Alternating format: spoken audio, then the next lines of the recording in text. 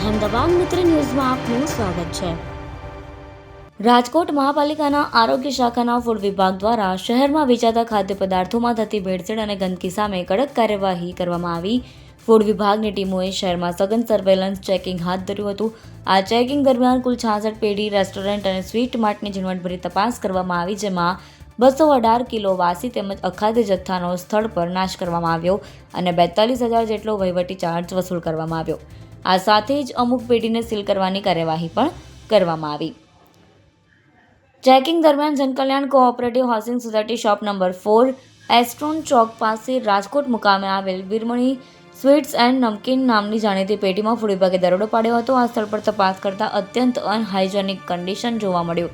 પેઢીમાંથી વાસી અખાદ્ય ફૂગવાળો માવો, expiry ડેટવાળો milk powder, સડેલા બટેટા અને શાકભાજી, પડતર મસાલો, ચારોળીનો પ્રતિબંધિત કલર, કેમિકલ્સ, કચોરીનો મસાલો, પડતર ગુલ્ફી, વાસી પ્રીપેડ ફૂડ તેમજ પ્રીપેડ સમોસા અને કચોરીનો માવો મળી આવ્યો હતો। આ તમામ બિન આરોગ્યપ્રદ વસ્તુઓનો કુલ જથ્થો આશરે 91 કિલોનો ફૂડ વિભાગે સ્થળ પર જ નાશ કર્યો અને આટલી ગંભીર બેદરકારી બદલ ફૂડ વિભાગે તાત્કાલિક પગલાં ભરી વીરમણી સ્વીટ્સ પેઢીના સ્થળ પર જ સીલ મારી દીધું।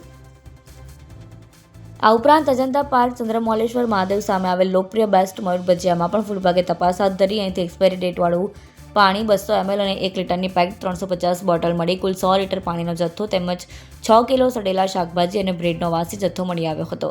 આ અખાદ્ય ખોરાકનો પણ ફૂડ વિભાગ દ્વારા નાશ કરવામાં આવ્યો। આ ગંભીર ક્ષતિ બદલ પેઢીને ₹10,000નો વહીવટી ચાર્જ વસૂલ કરી પેઢીને હાઇજેનિક કન્ડિશન બાબતે તથા લાયસન્સ મેળવવા બાબતે નોટિસ આપવામાં આવી।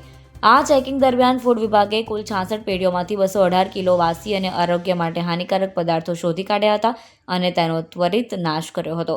આ સાથે જ નિયમોનું ઉલ્લંઘન કરનારી અને સ્વચ્છતા ન જાળવનારી કુલ 26 પેઢીઓને સ્ટોરેજ, લાયસન્સ, હાઇજેનિક કન્ડિશન તથા પ્રિન્ટેડ પસ્તીના વપરાશ બાબતે કડક નોટિસ ફટકારવામાં આવી છે। ફૂડ વિભાગ દ્વારા કામગીરી અંતર્ગત પેઢીઓ પાસેથી કુલ ₹42,000નો વહીવટી ચાર્જ પણ વસૂલ કરવામાં આવે છે। અહેમદાબાદ મિત્ર ન્યૂઝની યુટ્યુબ ચેનલને સબસ્ક્રાઇબ કરો અને બેલ આઇકોન જરૂરથી દબાવો, જેથી દરેક મહત્ત્વના વિડીયોની નોટિફિકેશન તમને મળતી રહે।